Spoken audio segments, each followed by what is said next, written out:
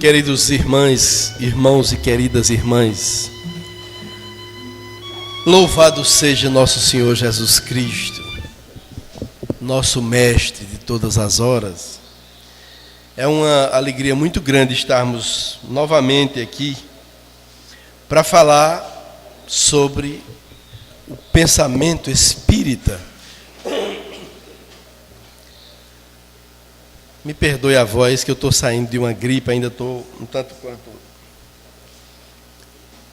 entupido, as veias e todas as cavidades, do cérebro, que vai da caixa acústica nossa, que é essa nossa estrutura, então fica difícil de você ter uma boa consonância. Mas o tema que me foi dado foi o espírita ante a política do mundo. É um tema um tanto quanto denso para a gente falar, já que nós não temos o costume de exercitar exatamente aquilo que nós viemos quando estamos no mundo. O filósofo Aristóteles, filósofo grego, discípulo de Platão, ele diz que o homem é um animal político, e ele diz com toda razão, porque o Espiritismo, no Livro dos Espíritos, quando vai tratar da lei de sociedade, vai mostrar que as leis da natureza impõem ao homem o exercício da cidadania, o exercício de transformar o ambiente em que ele vive num ambiente do bem para todos. E o bem para todos, por incrível que pareça, chama-se política. A palavra política não é a política partidária, a política partidária que nós vemos aí, nem é essa politicalha que alguns homens que não tinha a menor condição moral de estar lá naquele ambiente político, em que você, uma canetada sua, faz o destino de um povo, de uma classe, de um setor da sociedade. Isso é muito grave. Quem era para estar ali? Eram sempre homens de bem, homens decentes. O homem de bem que o Evangelho tanto exorta. Mas nós não costumamos ter essa percepção. E muitos políticos são mais pessoas dignas da compaixão divina. São espíritos muito arraigados ainda ao egoísmo e ao orgulho, que quando chegam lá apenas procuram legislar em causa própria, buscam fortunas para os seus familiares. Isso é uma lástima espiritual, porque certamente, com toda a certeza absoluta, eles vão pagar terrivelmente por isso, porque não é uma punição de Deus, mas é um processo de reeducação do espírito. Nós estamos no mundo para aprender. Tudo que nos acontece tem uma causa. Existe uma causa, e a pergunta que nós devemos fazer a Deus quando nos acontece qualquer coisa não é por que, Senhor, aconteceu isso comigo, mas a pergunta é para que isso está acontecendo comigo.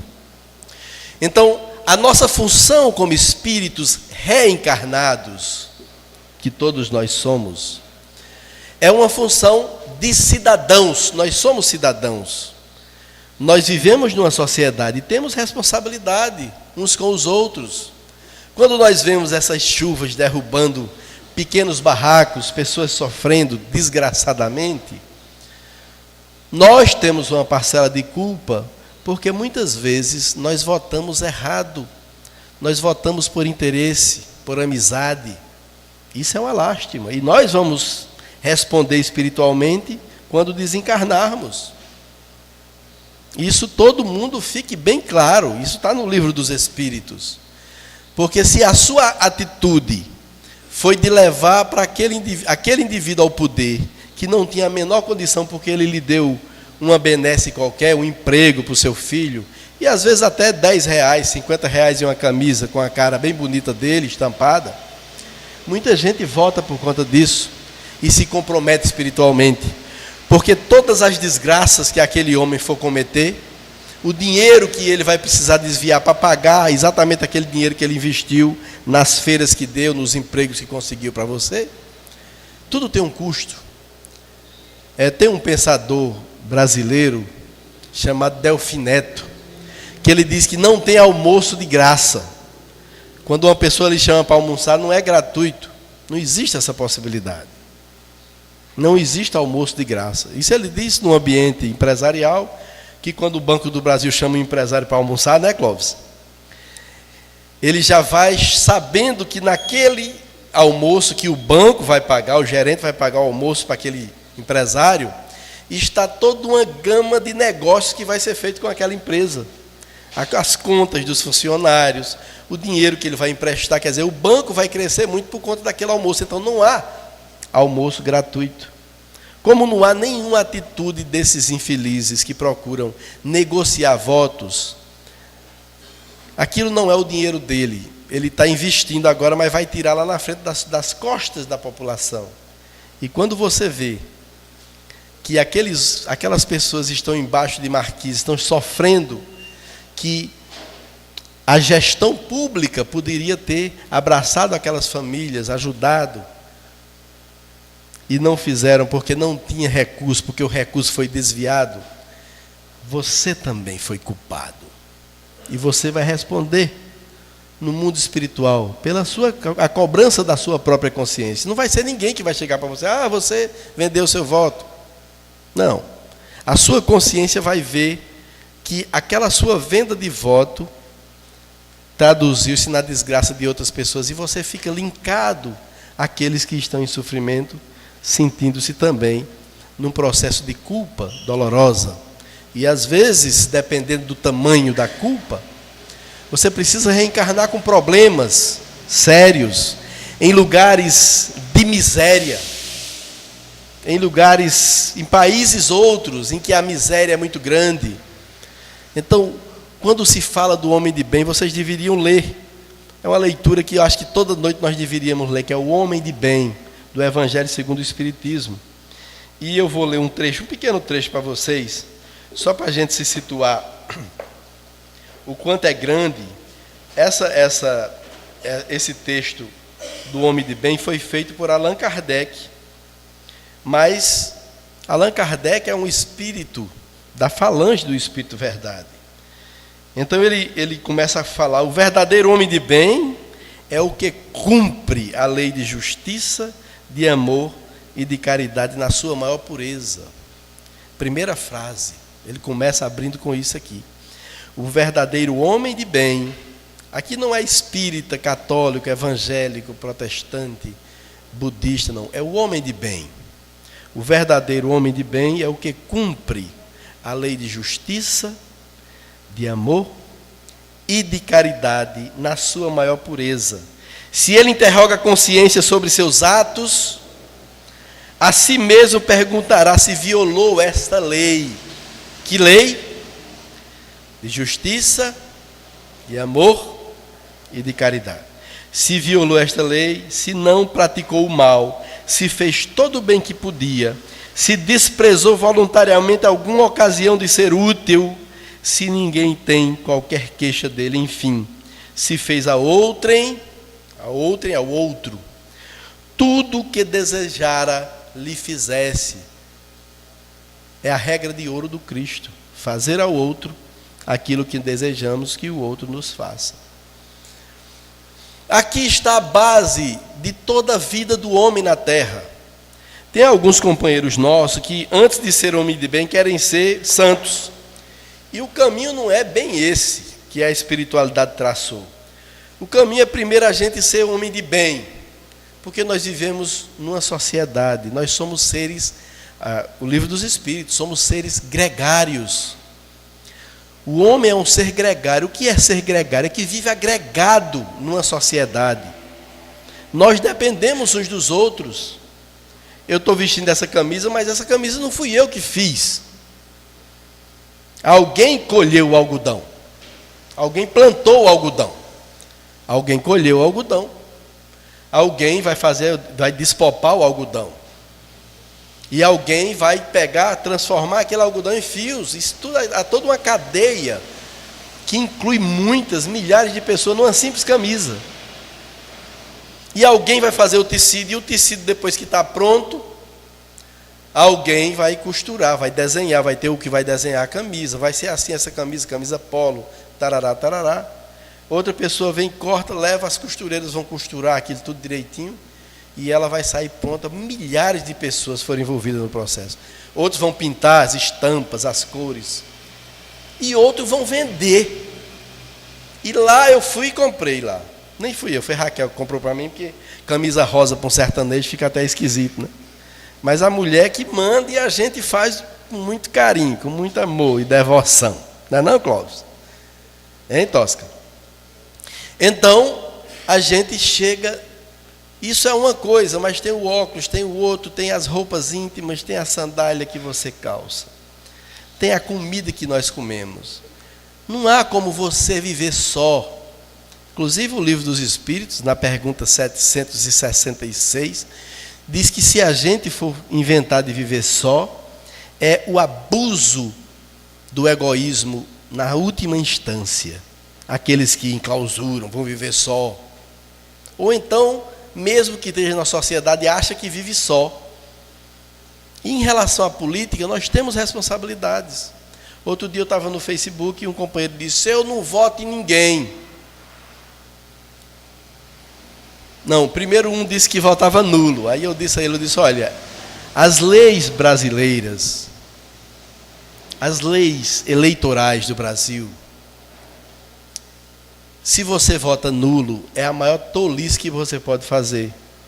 Porque se aquele indivíduo que não iria ganhar de jeito nenhum, porque não tem condições de ser candidato, ele vai ganhar com 2 votos, porque todo mundo votou nulo, só sobrou 2, o dele e da mulher, e ele ganha, ele vai ser o presidente, prefeito, governador. Com 1 voto apenas, se todo mundo votou nulo, 1 voto só elege aquele indivíduo que é o voto dele. Então votar nulo é uma tolice. Aí o outro botou embaixo, porque no Facebook você bota um tópico e as pessoas vão colocando o que pensam, né? Aí eu defendi, eu mostrei a ele sobre a legislação brasileira, de que 1 voto apenas pode eleger um candidato. Se todo mundo votar nulo, aí ele pega e vota nele mesmo, ele ganhou. E ele vai ser o homem lá. Aí o outro colocou depois de mim, disse: por isso que eu nunca perdi meu tempo de ir votar. Nunca saí de casa. Nem vou lá. Vou no TRE, 1 semana depois da votação, e pago R$ 3,50 e fico em ódio com a legislação eleitoral.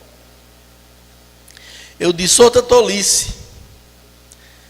Porque se você não votou, você não tem a quem cobrar nada absolutamente, porque você não tem esse direito. Espiritualmente nós não temos o direito. Se você vota, se você exerce o seu papel de cidadania, mesmo que aquele seu candidato perca, mas você votou, espiritualmente você pode ir lá e cobrar do indivíduo, como está vendo essas cobranças, essas pessoas na rua.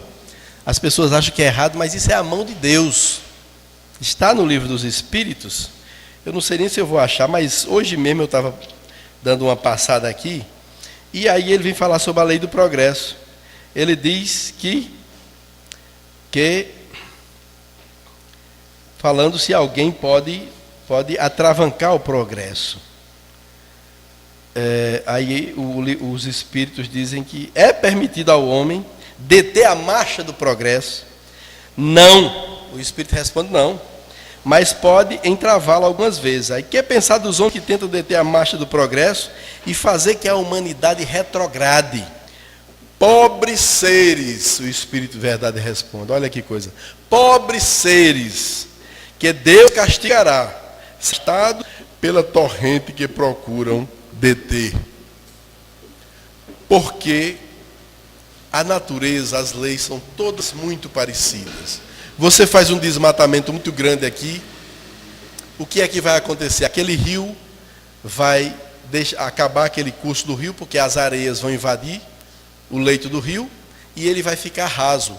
Quando vier a enchente, que é natural, é o fluxo da natureza, quando aquele rio encher, que vier o inverno, não tem mais o leito do rio cavado, que a natureza cavou por bilhões de anos, cavando ali aquele espaço. As árvores que tinham saíram. Então as chuvas fizeram com que aquela areia entrasse dentro do rio. O que é que vai acontecer? Aquela água vai invadir todos os lugares, como acontece com as nossas cidades aí. A desgraceira é muito grande. As cidades são invadidas pela água. A lei moral também trilha por esse caminho. A mesma coisa se você desmatou, aconteceu isso. Mas você invade um lugar e faz uma sapata. Essa nossa rodoviária que foi feita no mangue, ela está afundando porque é da própria natureza. A natureza, ela tem seus fluxos e você vai de encontro, você não tem força para deter a marcha da natureza. A mesma coisa com as revoltas populares. Chega um momento que a própria natureza diz basta. Até ontem o brasileiro era o povo mais leso do mundo.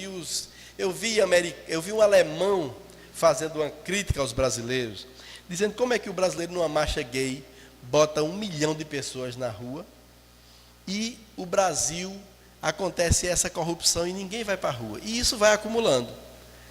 Vai como a natureza.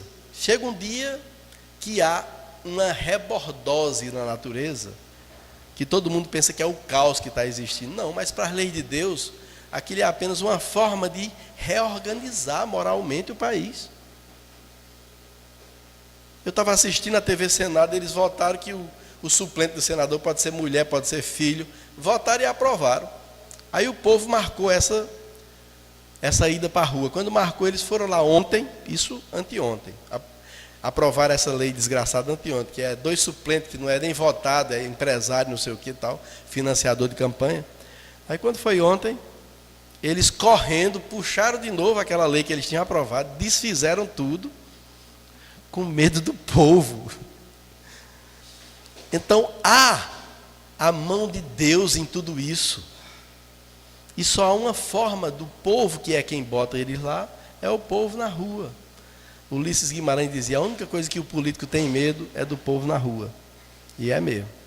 Então, diante do que o Espiritismo nos informa, que nós temos responsabilidades com os nossos atos, que nós temos que amar a Deus acima do próximo, e temos que amar o próximo acima de nós mesmos, dos nossos interesses. Nós temos que imaginar que o mundo deverá ter uma lei onde a moralidade e a intelectualidade seja acima dos interesses materiais. Então eu possa fazer uma coisa pelo outro para ver que ele possa crescer e que a sociedade, a coletividade cresça com ele.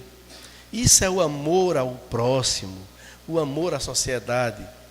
Quando nós conseguimos que uma transposição do Rio São Francisco passe pelo sertão sofrido, eu sou do sertão, e em novembro eu estive lá, na minha terra, fui fazer um show no meio da rua lá, eu e um irmão meu. E quando a gente chegou, fomos para o sítio que eu tinha nascido lá, o sítio Genipapo, na cidade de Itaporanga. E quando a gente estava lá, aí ele disse, olha, não falta, não tem mais saque, acabou o saque porque aquela Bolsa Família resolveu o problema daquela fome desgraçada, mas não tem água. E aí a gente conversando dentro de casa, aí uma garrota que só tinha pele e osso botou a cabeça dentro da janela e começou a mugir pedindo água. Nessa hora, compadre, eu que sou homem chorão, eu comecei a chorar. Porque não tinha outra possibilidade de água. Não tinha como alimentar aquele gado. Da água. Eles estavam tomando água assim. Vinha o caminhão-pipa, aí ele separava. Num dia, um grupo de 25 vacas tomava aquela água. No outro dia era o outro grupo. E separava. E elas ficavam mugindo, vendo as outras beber água. Olha, é uma dor que só quem vê é quem tem a percepção. Então, uma transposição do Rio São Francisco, por pior que as pessoas falem, está ajudando, é um ato de caridade para com aqueles homens que são brasileiros também. São também filhos desta nação. Esta nação que dá oportunidades a tantos, a todos de crescer, então por que é que aquele povo do meu sertão também não tem direito? Isso é diante das coisas de Deus, isso é justiça. Não há paz sem justiça. Isso quem diz essa frase é o Papa João Paulo II. Não há paz sem justiça. Então nós não temos como ter paz numa sociedade se não há justiça. O espírita que diz, não, eu não quero saber de política, ele é um tolo, porque vai ser governado por quem quer saber de política. E muitas vezes, aquele homem não é espírita, não tem os propósitos que o espírita tem, do amor pela coletividade. A casa espírita, jamais, esse púlpito é para ser utilizado para se fazer campanha política, partidária. Não podemos, porque aqui há um norte muito correto, muito bem direcionado e muito bem positivado. Esse ambiente aqui é para você falar do crescimento espiritual da humanidade, do amor, dentro do pensamento de Kardec e de Jesus. Então eu não posso chegar aqui e dizer, meus irmãos, votem em fulano de tal. Quem fizer isso não é espírita, está com interesses escusos, está com interesses próprios de querer. Nós podemos orientar vocês da seguinte forma: meus irmãos, procure saber com quem vocês estão votando. Procure saber o passado dele, se ele já se envolveu com alguma coisa errada. E façam certo, não vão fazer pelo milheiro de tijolo, nem por uma cama velha que eles vão dar uma feira. Nunca façam isso, porque é cobrado espiritualmente. Então nós temos um compromisso grave com Jesus quando encarnamos. Não é todos sermos religiosos, padres e líderes espíritas, não. Mas é sermos homens de bem. Nossa função aqui na Terra, basicamente, é ser homens e mulheres de bem.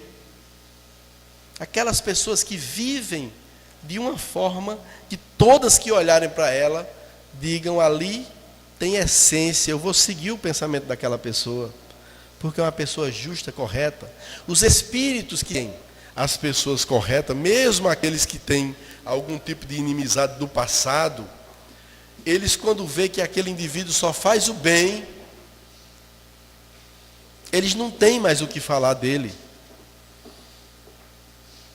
Tem espírito que eu já vi em mesa mediúnica dizer, esse indivíduo acabou com minha família, mas agora, nessa existência, eu só vejo ele fazendo bem. Então quem está errado, ele não é mais aquele. Deles que diz assim, meu irmão, me ensine a seguir a esse Jesus que eu não conheço. Esse Jesus que mudou a sua vida, que você era do mal, e agora você só faz o bem. Ensine a seguir, eu quero conhecer esse Jesus que eu não conheço. Que Jesus é esse que você conhece que eu não conheço? Não é não, Paulo? Que Jesus é esse? E aquelas entidades que nos perseguiam começam a mudar. E você pode cair. Não é uma coisa, não, eu vou ser um homem santo a partir de hoje, não. Mas é ter a consciência do espírita. No final do livro dos Espíritos, o Santo Agostinho vai dar o roteiro de como ele chegou naquela condição espiritual. Ele diz, para mim foi fácil.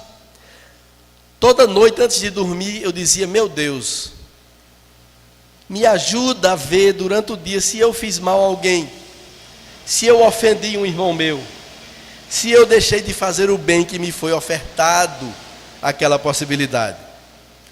Então, eu passava todo dia na minha mente.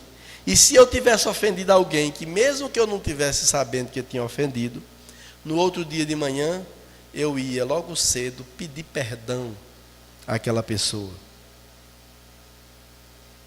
Já pensaram? Um homem, você ficou chateado porque passou pela rua, isso acontece muito no nosso mundo. Passou na rua, o indivíduo cruzou por você e nem falou com você, nem olhou para você. Ou então olhou e fez que não viu. Aí, é da nossa natureza o amor próprio, o famoso orgulho. E a gente se enche daquela empáfia, fica com raiva daquele indivíduo. Mas quando é no outro dia, ele chega para a gente e diz: fulano, eu realmente lhe vi, mas eu não pude, me perdoe por não ter falado com você. Você limpa a sua... Aquela inferioridade que você estava, aquela energia negra que estava lhe envolvendo, naquela hora você limpa. Porque você diz: não, ele veio falar comigo, veio justificar. E temos valentia moral suficiente para quando o indivíduo chega para a gente e diz: olha, eu fiquei chateado, porque ontem você falou comigo, você passou por mim e não falou comigo. E lá, porque ele vai dizer, ele vai se justificar: não, eu não lhe vi, fulano, eu juro que eu não lhe vi, mas você olhou para mim. Mas às vezes o fato de eu passar a vista assim, não quer dizer que eu esteja vendo todo mundo que está aqui. A gente às vezes olha assim, mas não está vendo as pessoas que você... Muitas vezes acontece isso. Por isso que o Espiritismo nos cerca de uma série de coisas: indulgência, né?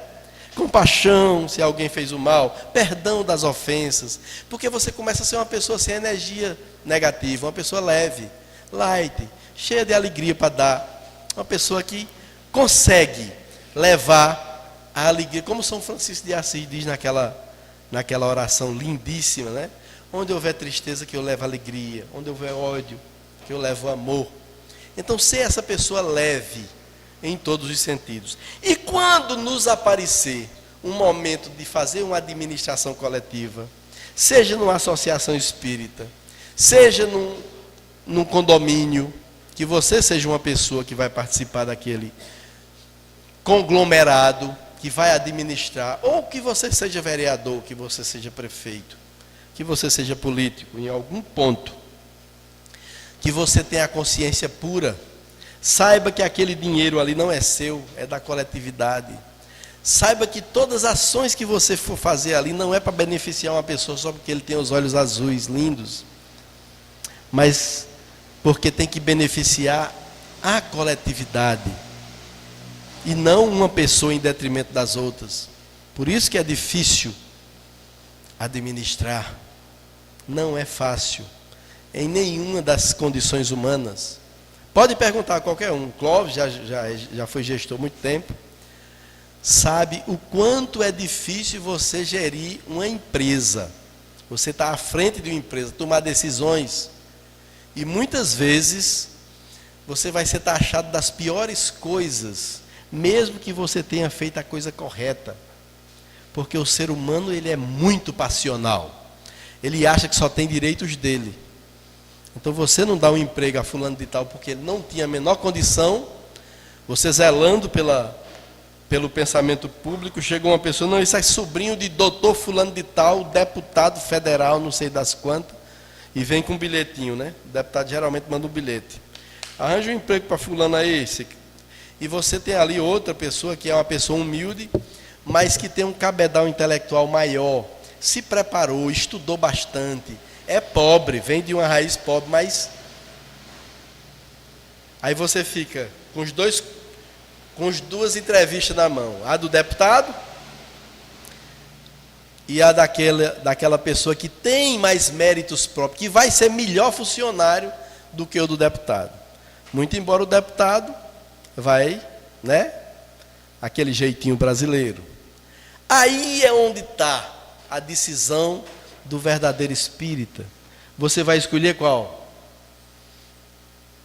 É muito comum do mundo escolher o do deputado e dar uma justificativa qualquer, de um deputado, do juiz, de uma pessoa grande.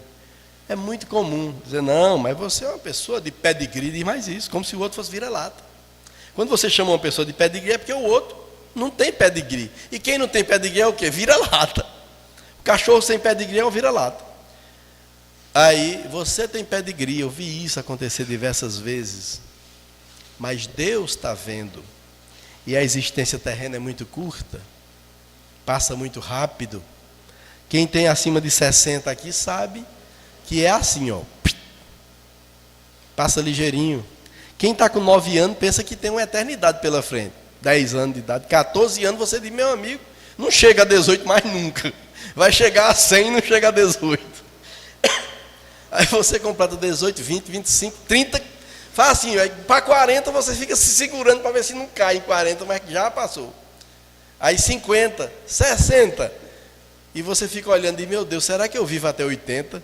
Para 80 só falta 20 anos. Se 60 passou nessa velocidade, imagina 20 anos. E quando o cabo está em 70, ele diz, minha Nossa Senhora, e agora? Tenho 10 ou 20 anos para frente. A vida é uma passagem muito rápida e todos os nossos atos são computados. A lei de Deus, ela é maravilhosa, mas ao mesmo tempo ela é tenebrosa, porque não esquece nada.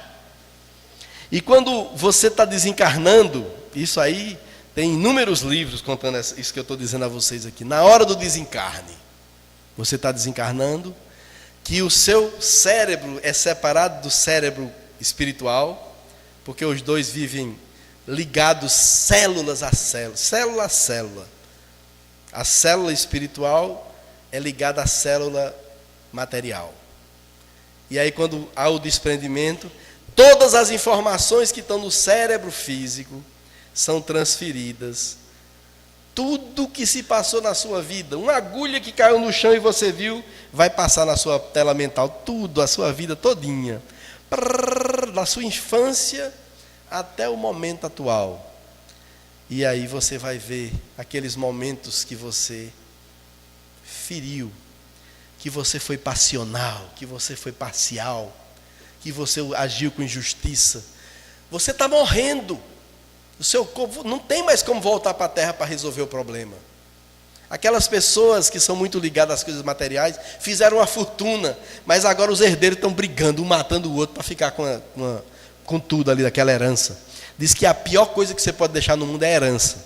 Você deixa um filho doutor formado, invista tudo que você tem nele para que ele possa crescer, evoluir, tal, que ele possa sobreviver e ganhar asas. Mas se deixar coisas materiais, não é a filha que é uma santa, mas é o genro, o marido dela, que diz, eu não aceito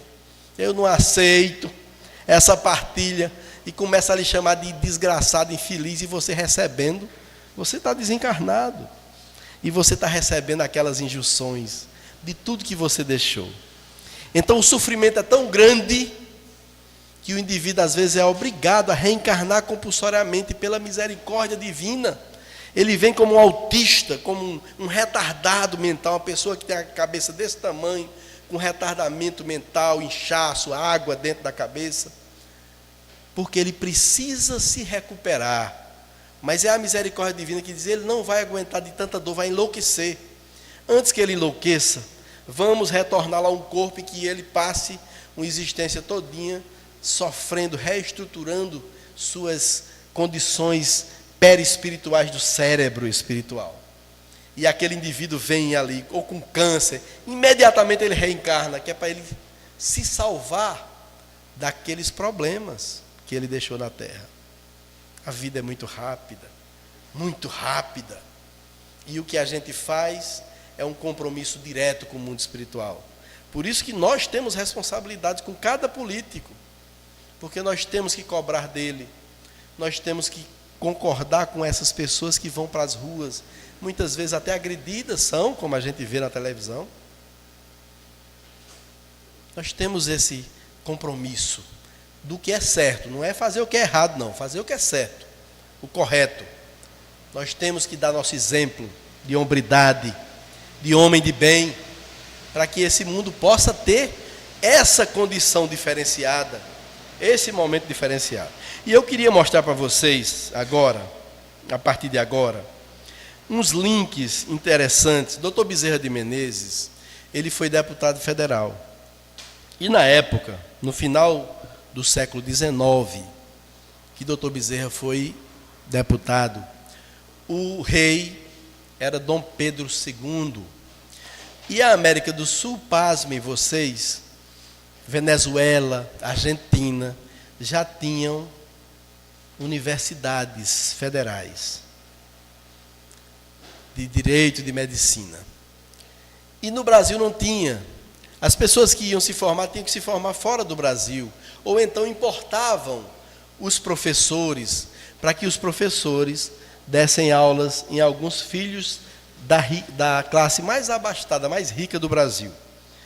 Então o doutor Bezerra de Menezes ia para a tribuna, todo mundo vê aquele doutor Bezerra de Menezes, aquele homem santo, não levanta a voz. O doutor Bezerra de Menezes não tinha microfone e ele gritava do púlpito, dizendo: não façais do Brasil um país miserável na América do Sul. Senhor monarca, traga as universidades para o Brasil. E foi o clamor de doutor Bezerra de Menezes. Apesar de ele solicitar muito tempo, só 40 anos depois, em 1923, é que é construída a primeira universidade do Brasil, que é a Católica, a Pontífice Católica de São Paulo. Então, este homem procurava lutar pela justiça, porque ele sabia o que era correto, sabia o que era certo. E ele nunca baixou. Nós temos vários espíritas que foram políticos, né? Tem o Caibá Chútil. Caibá Chútil foi o maior divulgador do espiritismo. Ele era da cidade de Matão e ele foi prefeito de Matão, vereador e prefeito. E ele fundou o primeiro centro espírita, fundou a primeira gráfica espírita, primeiro editor espírita e editou mais de 30 livros espíritas na época. E tinha um jornal que ainda continua até hoje, que é tem a revista e o jornal. O jornal é a Folha de Matão. Não sei o que de Matão. Folha Espírita de Matão, parece um negócio assim. Até hoje esse jornal existe. E também a Revista Internacional de Espiritismo, que também é feito pela mesma editora, só que foi feito por Caibá Chútil, mas desencarnado. Em mensagens espirituais, ele trouxe, conclamando aqueles espíritas que lá no Centro Espírita de Matão, muitos eram jornalistas, para que eles fizessem uma revista internacional de espiritismo. E essa revista, muitos têm. Eu tinha assinatura até pouco tempo dela, mas aí eu não renovei. Na época eu não sei porquê, mas eu passei batido. Mas assinei por muito tempo essa revista, inclusive escrevi alguns artigos na época para ela. Então, meus irmãos, se esses espíritas, Freitas Nobre, tem vários nomes de espíritas brasileiros, Batuíra, tantos espíritos que foram políticos, que se enveredaram por esse campo da política e fizeram justo o que era correto. Por isso que hoje são espíritos elevadíssimos, porque trouxeram exemplo, deram exemplo de dignidade, de correção naquilo que fizeram, sempre trabalhando para o bem da coletividade, o bem de todos. E nós temos que viver para todos. Então, eu vou colocar aqui para vocês verem o que é essa questão de atos políticos, como isso está jungido ao Espiritismo. Por exemplo, eu vou colocar as leis que tem no Livro dos Espíritos, começando pela lei de adoração. É uma das leis naturais, que é estudada no Livro dos Espíritos, a lei de adoração. Então, aonde sob a questão da política, se não estivermos atentos, aonde nós vamos ter um problema seríssimo com a lei de adoração? É o Brasil deixar de ser um país laico e respeitar todas as religiões. Se, como tem alguns protestantes fazendo uma evocação a que esse país tenha que ser um país cristão, como algumas igrejas evangélicas estão levantando essa bandeira e estão elegendo cada vez mais gente no Congresso Nacional com esse interesse, pode ser que no futuro nós não possamos mais ter centros espíritas, porque eles são de um fundamentalismo religioso, de um fanatismo religioso que pode chegar a esse ponto. E isso é uma decisão política. Aí você diz, então nós temos que pressionar para que o país continue sendo o país de todos. Que todos nós, eu trouxe até água fluidificada para ver se eu escapava hoje, que eu estou com uma gripe danada. Então nós todos temos responsabilidade, porque, começando pela lei de adoração, uma ação política de algum maluco pode tirar essa questão de você ser livre para exercer sua religião. Nossos irmãos dos cultos afro-brasileiros, eles podem também sofrer essas penalidades, por conta de um grupo que se arvora a ser político. Então nós temos que estar atentos. Quando eu digo a vocês que é muito sério o compromisso com Jesus diante da política é grave, não fique pensando que não é não. Se você dormir e deixar a coisa funcionar, alguém vai tomar decisão por você. Isso é muito sério.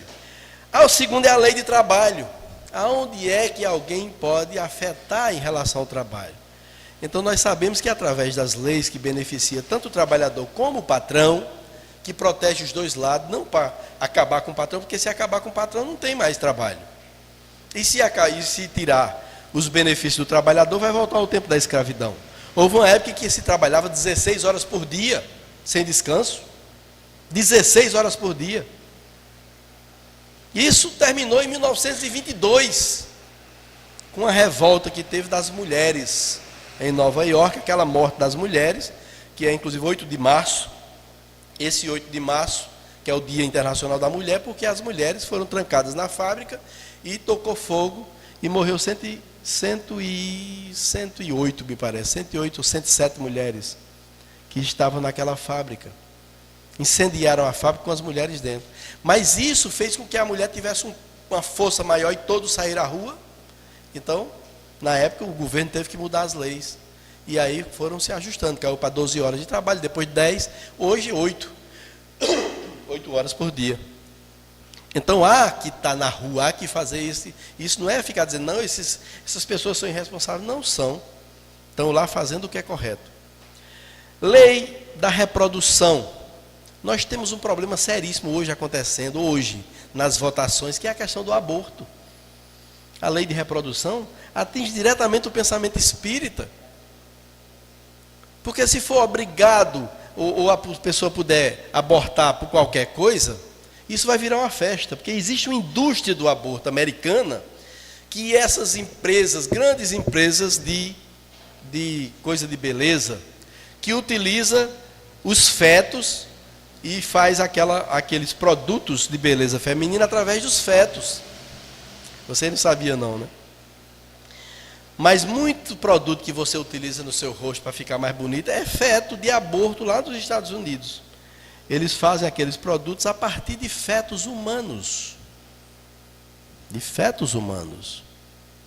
A indústria do aborto quer entrar no Brasil, então está comprando deputados para que eles votem, sejam a favor da legalização do aborto. E nós espíritos sabemos que isso é um problema. E é um problema de ordem política. Não é um problema religioso, de forma nenhuma. É uma decisão política. O governo assina, os deputados vão à prova, tchau. As clínicas vêm, como os abortos, se instalam no Brasil em todo canto. Vai ter clínica de aborto. E qualquer pessoa pode ir lá abortar. Então, por que nós temos que dificultar um pouquinho o aborto? Pela vida, porque ali tem um espírito que está reencarnando. Aquele indivíduo está precisando da nossa ajuda. Já pensou se fosse você que estivesse reencarnando? Mas a lei liberasse e sua mãe lhe abortasse? Eu mesmo. Minha tia queria que minha mãe abortasse. Fez uma garrafada para ela e mãe jogava num pé de coisa que ela tinha lá, que matou o pobrezinho do pé. Mas não tomou. Porque mãe, eu sou o quarto filho e meu pai era muito mulherengo, muito cheio de problema. Então minha mãe, a irmã dela, que era braba, que era uma tia que eu adoro, já desencarnou, e que sempre foi um amor na minha vida, mas naquele tempo, pensando no bem da minha mãe, queria o meu mal, eu na barriga de mãe e ela trazendo as garrafadas para a mãe abortar. E dizia, toma cachorra, toma isso aí, tu quer que esse menino nasça, tu já tem 4, mais esse. E mãe dizia, já tomei, para evitar problema. Mãe sempre foi assim, já tomei, aí derramava, né? Aí ela dizia, e aí? Aí vinha no outro dia com outra garrafa. Eu sabia que tu não tinha tomado, não sei o que. Aí mãe teve um dia que disse, eu não vou tomar não, viu? Eu não vou tomar não, porque foi Nosso Senhor que me mandou, e não sei o que, e pronto, e acabou.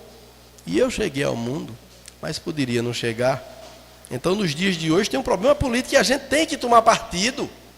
Quando tem aquelas caminhadas em prol da vida, que a igreja católica se junta com os evangélicos, os espíritas têm que estar junto deles e fazer. Fui várias vezes e sou da Rede pela Vida, sou lá um dos participantes lá com Dom Aldo Pagotto, pastor Estevão e outros tipos de religião que nós estamos lá em prol da vida.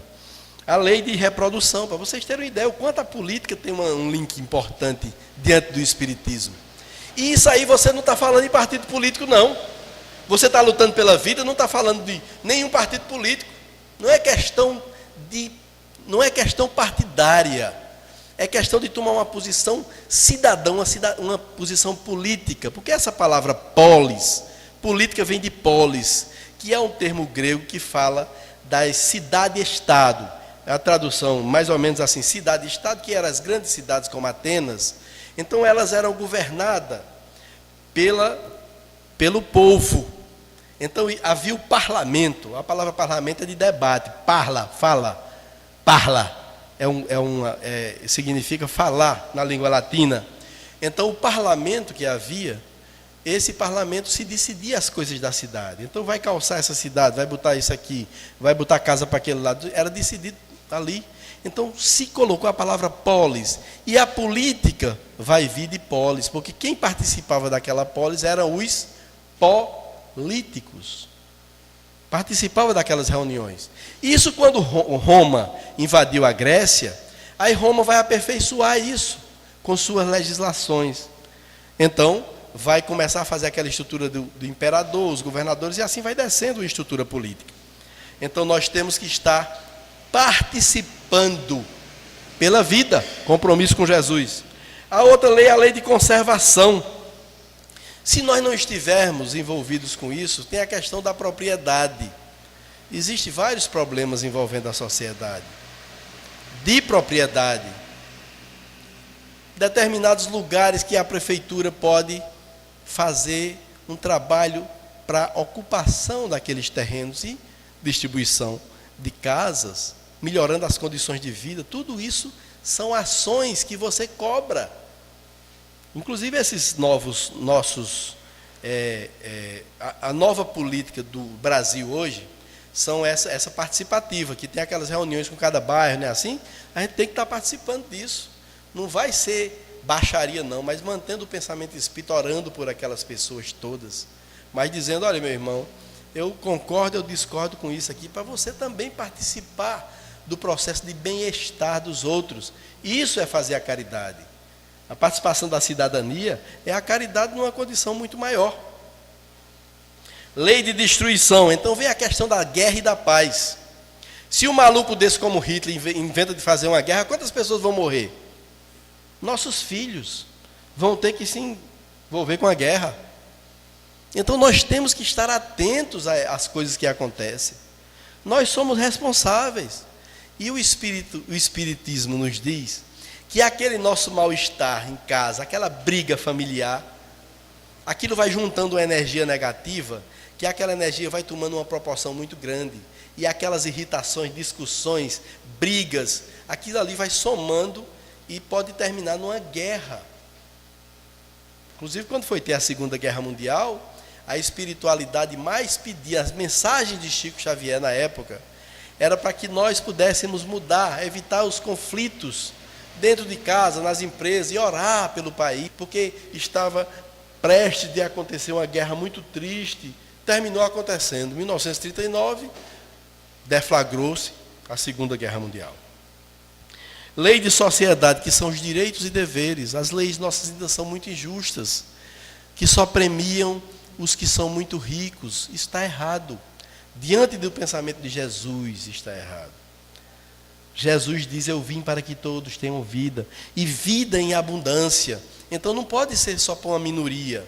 Nós temos que, só o fato de você conhecer, de você ser mais politizado, de saber o que você deve fazer diante das coisas, já muda o pensamento de alguns. Então nós temos que saber que tem que ter nesse país uma reforma política para ter uma política mais justa, uma reforma tributária para que esses impostos diminuam, porque só cai nas costas do mais necessitado, do mais sofredor. Então tem a lei do progresso, que é a globalização do bem-estar dos cidadãos. Nós temos que estar linkados com o mundo para saber o que acontece de bom no mundo inteiro. Agora está tendo uma coisa muito boa, que os países de primeiro mundo estão abrindo as portas para os estudantes do Brasil. Existe agora, abriram mais de 30 mil vagas para os universitários brasileiros que quiserem ir fazer um curso de 1 ano, 2 anos lá e vir com um currículo melhorado.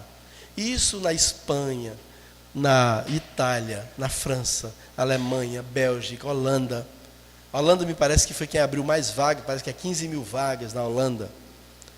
Então nós temos que estar linkado com as coisas que estão acontecendo no mundo para que nossos filhos sejam melhor preparados. Porque os nossos filhos não são nossos. Eles são filhos da vida, como dizia Gibran, e da ânsia de viver. Nós somos setas, como flechas. E eles são aquelas, as setas, eles são as flechas, nós somos o arco. Então nós temos que ter uma condição melhorada para poder cada vez mais, quando soltarmos eles poderem ir mais longe, voar mais longe. Eu acho bonito Clóvis. Clóvis deu condição para que os filhos dele, tem uma filha que mora fora do Brasil, que vive bem, graças a Deus, porque o pensamento é aberto em relação a isso. Bem, viu, meu irmão? Muita luz para você. E a lei de liberdade, nós temos que ter o direito de ir e vir por todos os cantos. Nós tivemos uma ditadura militar aqui e éramos proibidos, tinha horário até para dormir. Então havia um horário, um toque de recolher que você de 10 horas não podia mais estar na rua. Se a polícia pegasse você, você ia para o Chilindró, passava a noite preso. Nós temos que ter o direito de ir e vir. E tem uma história de irmão X, aliás, de Neio Lúcio, chamado Juiz Inócuo. Era um juiz que era um juiz muito duro, e eu vou encerrar com essa história do juiz. Porque encerra com a lei de justiça, amor e caridade, mas abrimos a palestra falando da lei de justiça, amor e caridade. Então esse juiz era muito mau, e ele era muito duro, e ele instituiu exatamente essa hora, à noite, 8 horas, era para todo mundo, quem estivesse na rua, ele pegava, passava a noite apanhando dentro da delegacia, na época. E o juiz baixou essa lei, mas quem obedecia à lei eram os soldados, não era o juiz. E eles pegavam todo mundo, não queria saber não. E certa vez o juiz recebeu a comunicação de que uma filha estava doente, o neto estava doente, e a filha dele mandou uma pessoa lá, para que falasse para ele. Ele correu, foi lá, ficou com a filha, só que ele ficou lá até mais de 8 horas, o juiz. E quando o juiz saiu, que vinha de volta para casa, ele não se deu conta que já era mais de 8 horas da noite.